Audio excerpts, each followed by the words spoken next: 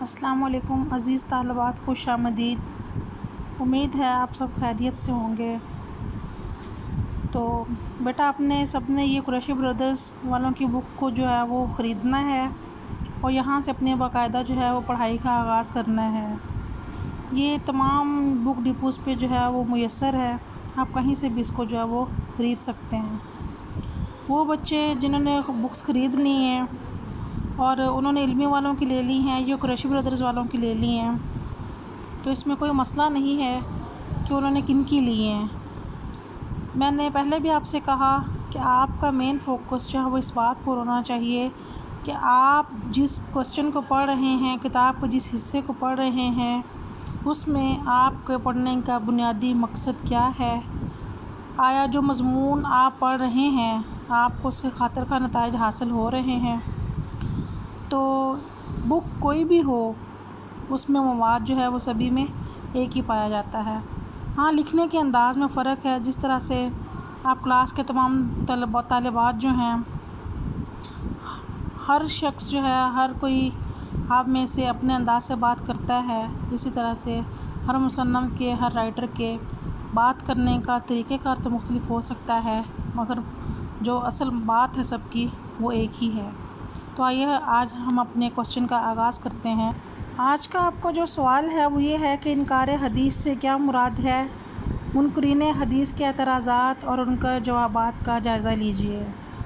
سب سے پہلے آپ دیکھیں گے کہ انکار حدیث سے مراد کیا ہے۔ جیسا کہ اس کے نام سے ہی ظاہر ہے کہ انکار حدیث یعنی حدیث کا انکار۔ انکار حدیث سے مراد ہے کہ حدیث کو شریعت اسلامیہ میں قانون کا ماخذ تسلیم نہ کرنا اور اس کے دین میں سند اور حجت ہونے کا قائل نہ ہونا۔ جو حضرات حدیث اور سنت نبوی کی حجیت کے قائل نہیں،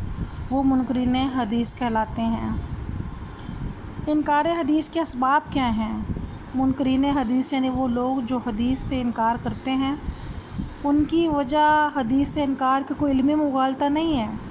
کہ ان کو جو ہے وہ اس دور کے بعد اگر ان کو بات واضح کر دی جائے تو وہ مطمئن ہو جائیں گے یا وہ اپنی غلطی کو تسلیم کر لیں گے، بلکہ احادیث کی سند اور حجت سے انکار کرنے کی اصل وجہ ان کی ضد اور ہٹ دھرمی ہے،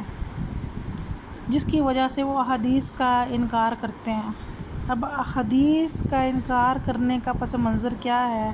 اس کی وجوہات کیا ہیں، وہ اب آپ دیکھتے ہیں۔ منکرین حدیث سے انکار کرنے کی وجوہات کیا ہیں؟ ان کی وجوہات خواہشات نفس کی پیروی کرنا ہے، مغربی تہذیب کو ان پر اثر انداز ہونا ہے، ان کا عیش پرستی میں مشغول ہونا ہے، کیونکہ خواہشات نفس کے دل دادہ جو ہیں جب وہ اپنے آپ کو نفس کا غلام بنا لیتے ہیں تو پھر ان کی نفسانی خواہشات ان پر حاوی ہوتی ہیں۔ نفسانی خواہشات جو ہیں وہ ان کو جو ہے وہ حدیث نبوی پر عمل کرنے سے روکتی ہیں، ان کے راستے میں رکاوٹ بنتی ہیں۔ جیسے کوئی شخص اگر اپنی مرضی کی منمانی کی زندگی گزار رہا ہے، اگر وہ حدیث نبوی پر ایمان لاتا ہے، قرآن اور سنت کی تعلیمات پر عمل کرتا ہے، تو اللہ تعالیٰ نے اپنے بندے کو ایک دن میں 5 مرتبہ نماز ادا کرنے کا جو ہے حکم دیا ہے۔ اب وہ شخص جو اپنے آپ کو نفس کا غلام بنا چکا ہے، اگر وہ کسی ایسے کام میں جو ہے وہ مصروف ہے جو کہ اللہ تعالیٰ نے منع فرمایا، تو اس دوران اگر نماز کو اسے حکم دیا جائے، یقیناً یہ اس کے لیے مشکل ہوگا کہ اپنے دل کی بات کو چھوڑ کر اپنے اللہ کے حکم کو یا اپنے نبی کے فرمان کو جو وہ اس پر عمل کرے۔ اسی طرح سے مغربی تہذیب کا اثر جو ہے، مغربی تہذیب بھی ہے، سنت نبوی پر عمل کرنے میں سب سے بڑی جو ہے وہ رکاوٹ ہے۔ ان کے پاس کوئی دلیل نہیں، کوئی معقول جواز نہیں، بس مگر وہ ظاہری طور پر ہی سنت نبوی سے جو فرار اختیار کرتے ہیں، اس کے بارے میں جھوٹے پروپیگنڈا جو ہے وہ کرتے ہیں اور احادیث کے بارے میں حیل و حجت سے کام لیتے ہیں۔ پھر اس کے علاوہ عیش پرستی جو تھا وہ وجہ ان کی تھی، کیونکہ ان کی مجبوری تھی کہ جس عیش و عشرت سے لوگ عادی ہو چکے ہیں، ان کے لیے اس عیش و عشرت کی زندگی کو ترک کرنا مشکل ہی نہیں بلکہ ناممکن بھی ہوگا، تو جس کی وجہ سے وہ اپنی عیش پرستی کو چھوڑنے کی بجائے انہوں نے احادیث کا ہی انکار کرنا جو ہے وہ ضروری سمجھا۔ اب وہ لوگ جو احادیث کا انکار کرتے ہیں وہ کیا اس کے اعتراضات پیش کرتے ہیں اور ان کے اعتراضات میں علماء نے اس کا کیا جواب دیا ہے، آج آپ اس کو دیکھیں گے۔ منکرین حدیث کے اعتراضات کا جائزہ۔ یہ سوال بہت ہی اہمیت کا حامل ہے۔ یہ اکثر اوقات جو ہے پیپر میں پوچھ لیا جاتا ہے، آبجیکٹیو کے حوالے سے بھی اور سبجیکٹیو کے حوالے سے بھی، کہ منکرین حدیث کے اعتراضات کون کون سے تھے۔ تو سب سے پہلا اعتراض جو منکرین حدیث نے کیا وہ حدیث کی حفاظت میں اپنے شک کا اظہار کیا، کیونکہ منکرین حدیث نے عام سادہ لوگ مسلمانوں کو دھوکہ دینے کی کوشش کی کہ حدیث تو محفوظ نہیں، اس لیے چونکہ حدیث اپنی اصل حالت میں محفوظ نہیں ہے اس لیے یہ قابل اعتماد بھی نہیں ہے۔ حدیث کے محفوظ نہ ہونے کا وہ جواز کیا پیش کرتے ہیں؟ ان کا یہ کہنا ہے کہ احادیث کتابی صورت میں عہد رسالت کے بہت عرصہ بعد جو ہے وہ مدون ہوئی ہیں۔ اس سے پہلے جو تھا وہ عہد نبی اور عہد صحابہ میں زبانی طور پر نقل در نقل کا سلسلہ جو تھا وہ جاری رہا۔ چونکہ زبانی طور پر سلسلہ جاری رہا تو اب چونکہ آپ کے پاس مسترد شکل میں، کتابی شکل میں احادیث موجود ہیں، لہٰذا ان روایات پر تو اعتبار ہی نہیں کیا جا سکتا۔ اب قرآن پاک میں اللہ تعالیٰ نے قرآن کی حفاظت کا ذمہ خود لیا ہے۔ اللہ تعالیٰ نے قرآن پاک میں فرمایا کہ اِنَّا نَحْنُ نَزَّلْنَا الذِّكْرَ وَإِنَّا لَهُ لَحَافِظُونَ، کہ بے شک ہم نے ہی اس ذکر یعنی قرآن مجید کو نازل فرمایا اور ہم ہی اس کی حفاظت کرنے والے ہیں۔ اب یہاں پر ذکر میں اس کی اگر آپ تفسیر میں جائیں تو قرآن کے ساتھ حدیث کا بھی جو ہے وہ ہمیں حوالہ ملتا ہے، مگر منکرین کا یہ اعتراض ہے کہ قرآن محفوظ ہے چونکہ اللہ تعالیٰ نے قرآن پاک میں خود اس کے حوالے سے فرمایا اور حدیث کے الفاظ قرآن مجید میں۔ منکرین حدیث کا یہ اعتراض کہ قرآن محفوظ اور حدیث غیر محفوظ ہے، تو یہ ان کا اعتراض بے دلیل ہے، بے بنیاد ہے، کیونکہ صحابہ کرام نے حدیث کو احتیاط کے ساتھ ہی لوگوں تک پہنچانے کا اہتمام فرمایا ہے۔ دوسرا اعتراض جو منکرین حدیث کرتے ہیں وہ یہ ہیں کہ قرآن پاک میں اللہ تعالیٰ نے فرما دیا وَنَزَّلْنَا إِلَيْكَ الْكِتَابَ تِبْيَانًا لِكُلِّ شَيْءٍ، اور ہم نے آپ پر کتاب اتاری جس میں ہر چیز کا واضح بیان ہے۔ تو گویا قرآن نے تمام امور شرعیہ کی تفصیلات بتا دی ہیں، تو مزید تفصیل کے لیے حدیث کی کیا ضرورت باقی ہے؟ یہ بات تو واضح ہے کہ دین کے احکامات، قاعدے کلیات، رسول پر قرآن کریم مشتمل ہے،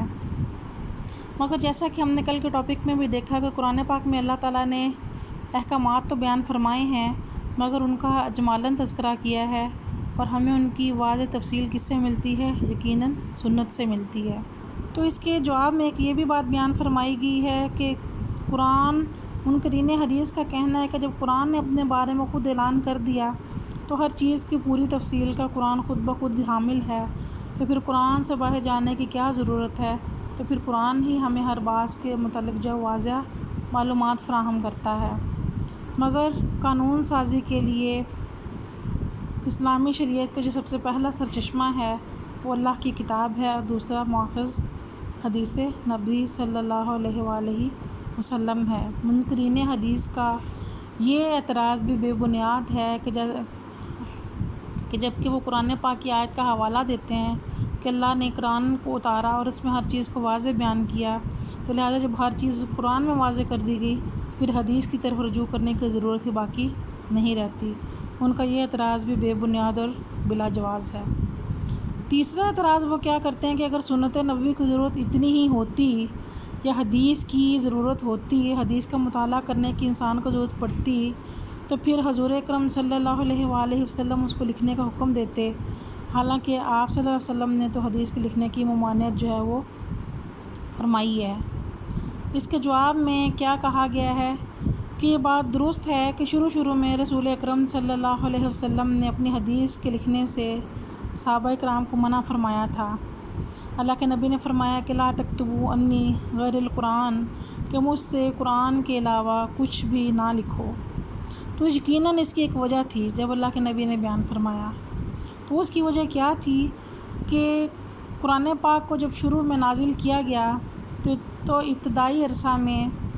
کاتبین وحی جو تھے وہ قرآن پاک کو لکھا کرتے تھے۔ اس کے لکھنے کا اللہ کے نبی نے حکم کیوں دیا؟ تاکہ اللہ کی نازل کردہ کتاب کو جو ہے وہ محفوظ کر لیا جائے، اس کو محفوظ کر لیا جائے۔ اور حدیث کو لکھنے سے منع کیوں فرمایا؟ کہ کہیں ایسا نہ ہو کہ صحابہ کرام رضی اللہ تعالیٰ عنہ اگر حدیث کو لکھنے کی کوشش کریں تو حدیث کو قرآن کے الفاظ کے ساتھ ملا نہ دیں۔ جب کچھ عرصہ کے بعد صحابہ کرام کو قرآن کے الفاظ کا اور احادیث کا فرق جو ہے وہ ان پر واضح ہو گیا، تو پھر اللہ تعالیٰ کے نبی نے صحابہ کرام کو احادیث کے بھی لکھنے کا جو وہ ان کو اجازت دے دی۔ مگر منکرین حدیث حضور اکرم صلی اللہ علیہ وسلم کے اسی فرمان مبارک کو جو ہے وہ جواز بناتے ہوئے کہتے ہیں کہ اگر حدیث ضروری ہوتی تو اس کو لکھنے کا حکم بھی نبی کریم صلی اللہ علیہ وسلم نے خود سے ہی دیا ہوتا، جبکہ حضور اکرم صلی اللہ علیہ وسلم کی کہی ہوئی بات کی اہمیت کیا ہے، قرآن پاک میں اللہ تعالیٰ اس کا بیان فرماتے ہیں۔ اللہ تعالیٰ نے قرآن پاک میں فرمایا وَمَا يَنطِقُ عَنِ الْهَوَىٰ إِنْ هُوَ إِلَّا وَحْيٌ يُوحَىٰ کہ نبی اکرم صلی اللہ علیہ وآلہ وسلم اپنے خواہشات سے بات نہیں کرتے، یہ صرف وہی بات کرتے ہیں جو ان کی طرف وحی نازل کی جاتی ہے۔ اسی طرح سے اب ہمیں احادیث کے لکھنے کی جو اجازت اللہ کے نبی نے بیان فرمائی، ہمیں ان کا جو واضح ثبوت ملتا ہے، جیسا کہ ایک صحابی نے شکایت کی کہ یا رسول اللہ میرا حافظہ کمزور ہے، تو آپ صلی اللہ علیہ وسلم نے کیا فرمایا،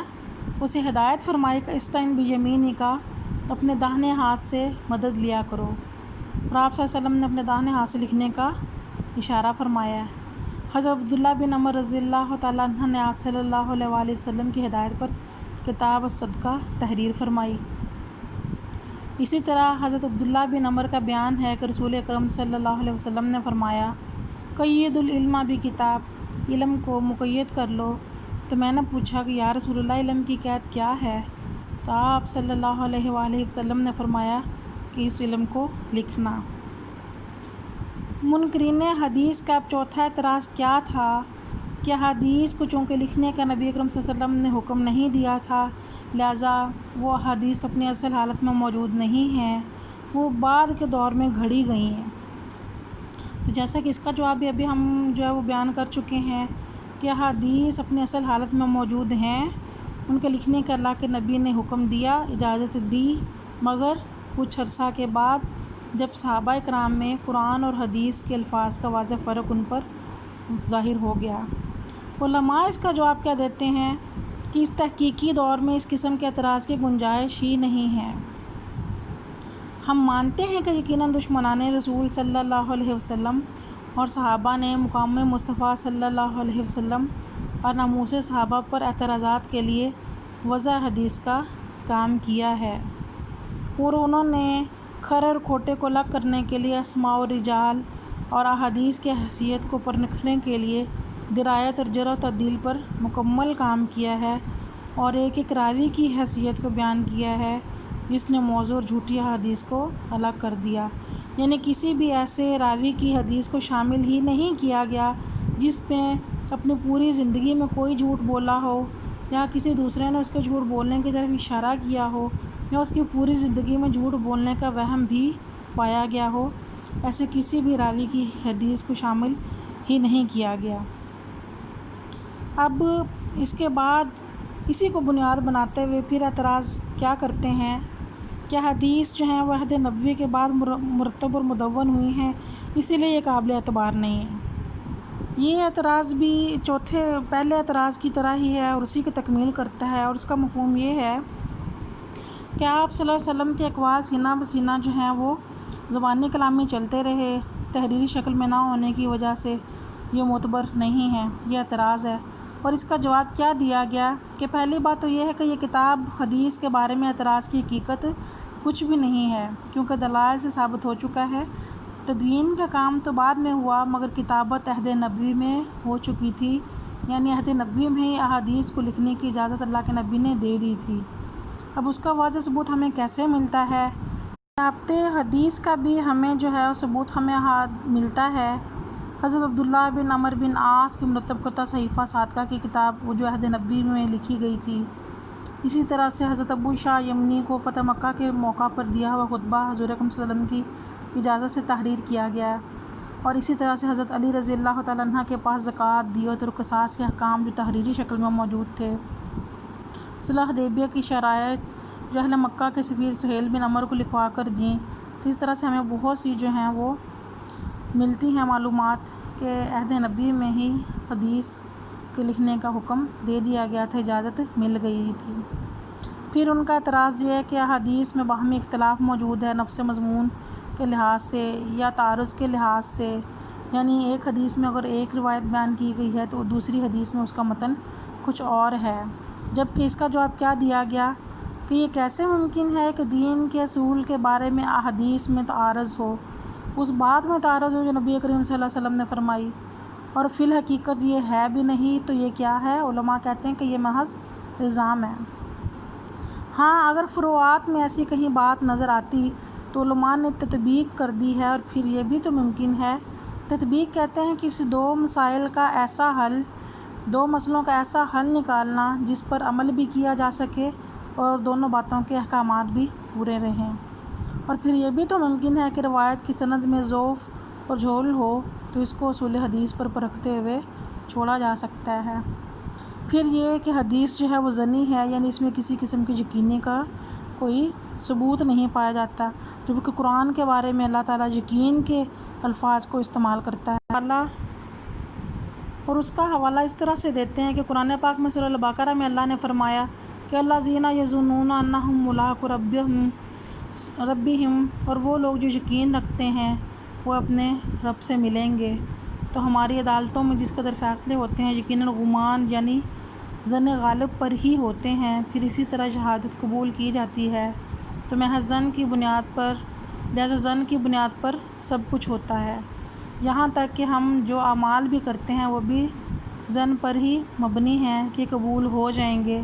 الغرض یہ اعتراض بھی منکرین حدیث کا بے بنیاد ہے۔ پھر منکرین حدیث بلا جواز ایک اور اعتراض کرتے ہیں۔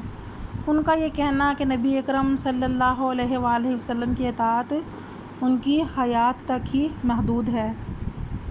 اللہ تعالیٰ قرآن پاک میں فرماتے ہیں کہ یا ایھا الذین، اے لوگو جو ایمان لائے ہو، آمنو، ایمان والوں سے تقاضا کیا گیا ہے کیا کرو؟ اطیعوا اللہ و رسولہ، اللہ اور اس کے رسول کی اطاعت کرو، ولا تولوا عنہ، اور تم مجھ سے روگردانی نہ کرنا، اپنے منہ کو نہ پھیرنا، وانتم تسمعون، جبکہ تم سنتے ہو۔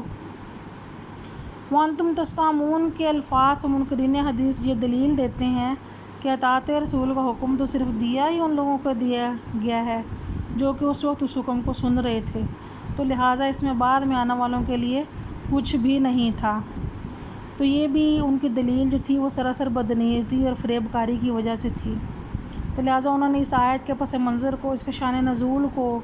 انحراف کر کے اس کو کاٹ کر اپنی خواہش کے مطابق ہی اس کا مطلب اور معنی نکالنے کی کوشش کی ہے۔ جبکہ اللہ تعالیٰ رحمت دو عالم کے لیے کیا بیان فرما رہے ہیں؟ اللہ تعالیٰ قرآن پاک میں فرمایا کہ ہم نے اپنے نبی کو دونوں جہانوں کو رحمت بنا کر بھیجا، جس کا بیان اللہ نے قرآن پاک میں فرمایا وَمَا أَرْسَلْنَاكَ إِلَّا رَحْمَةً لِّلْعَالَمِينَ، اور آپ کی بعثت کو پوری نوع انسانی کے لیے بعثت عامہ قرار دیا گیا۔ پھر کس قدر واضح اللہ نے بیان فرمایا وَمَا أَرْسَلْنَاكَ إِلَّا كَافَّةً لِّلنَّاسِ بَشِيرًا وَنَذِيرًا، اور ہم نے آپ کو بھیجا ہی اس لیے تاکہ آپ سارے کے سارے لوگوں کو خوشخبری دیں اور ڈرائیں، یعنی جنت کی خوشخبری دیں اور جہنم سے ڈرائیں۔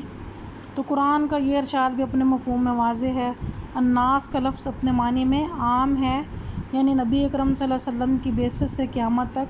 جس قدر بھی انسان ہیں ان سب کے لیے آپ اللہ کے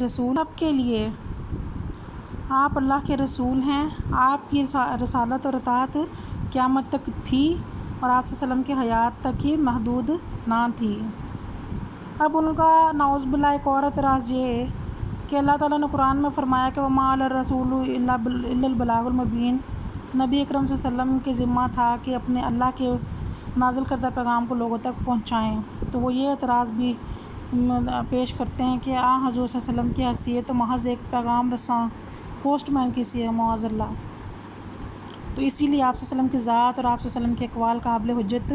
نہیں ہیں۔ تو یہ بھی ان کا محض کیا ہے؟ مغالطہ ہے، ان کی کجروی ہے کہ وہ ایک عام سمجھ کی بات کو، آپ کی بعثت کے مقصد کو نظر انداز کر رہے ہیں۔ ان کا یہ کہنا ہے کہ اگر حضور اکرم صلی اللہ علیہ وسلم کی حیثیت اگر پوسٹ مین کی سی تھی، ان کا کام صرف پیغام اللہ کو پہنچانا تھا تو یہ کام تو کسی فرشتے سے بھی لیا جا سکتا تھا کہ لکھا لکھایا قرآن فرشتہ کے ذریعے انسان تک پہنچا دیا جاتا۔ تو لہٰذا یہ بھی ان کی کج روی تھی، ان کی ضد اور ہٹ دھرمی تھی کہ انہوں نے بلا جواز بے دلیل الزامات جو ہیں وہ حدیث سے انکار کرنے کی وجہ سے پیش کیے، جن کا جواب دیا گیا اور ان تمام اعتراضات کا جائزہ لیا گیا جو بے بنیاد اور من گھڑت تھے۔ اللہ تعالیٰ نے حضور اکرم صلی اللہ علیہ وسلم کو وہ فضیلت اور مرتبہ عطا فرمایا جو انبیاء کرام میں سے کسی کو بھی نہ دیا گیا۔ پھر حضور اکرم صلی اللہ علیہ وسلم کو قرآن حکیم کا شارح اور مفسر بھی بنایا، اور پھر حضور اکرم صلی اللہ علیہ وسلم کی ذات مبارکہ کو تمام عالم انسانیت کے لیے رہتی دنیا تک رول ماڈل بنایا، مکمل نمونہ بنایا، جیسا کہ اللہ تعالیٰ نے قرآن پاک میں فرمایا لَقَدْ كَانَ لَكُمْ فِي رَسُولِ اللَّهِ أُسْوَةٌ حَسَنَةٌ۔ وہ شخص جو اپنی زندگی کو اللہ اور اس کے رسول کے مطابق گزارنا چاہتا ہے تو ان کے لیے عملی نمونہ کون ہے؟ حضور اکرم صلی اللہ علیہ وآلہ وسلم کی ذات مبارکہ ہے۔ قرآن پاک کی عملی تفسیر حضور اکرم صلی اللہ علیہ وسلم کی ذات مبارکہ ہے۔ حضور اکرم صلی اللہ علیہ وسلم نے اپنے ہر قول اور فعل سے قرآن حکیم کے اجمالاً احکامات کی تشریح کی، ان پر عمل کیا اور عمل کر کے دکھایا۔ اس کی تفصیل بھی آپ دیکھ چکے ہیں کہ ہم نے دیکھا تھا کہ حدیث کی اطاعت کیوں ضروری ہے، حدیث کا مطالعہ کیوں ضروری ہے۔ تو امید ہے کہ آپ سب جو ہے وہ اس کو واضح طور پر سمجھ چکے ہوں گے۔ اللہ تبارک و تعالی ہمیں اسے سمجھنے کی اور اس پر عمل کرنے کی توفیق عطا فرمائے۔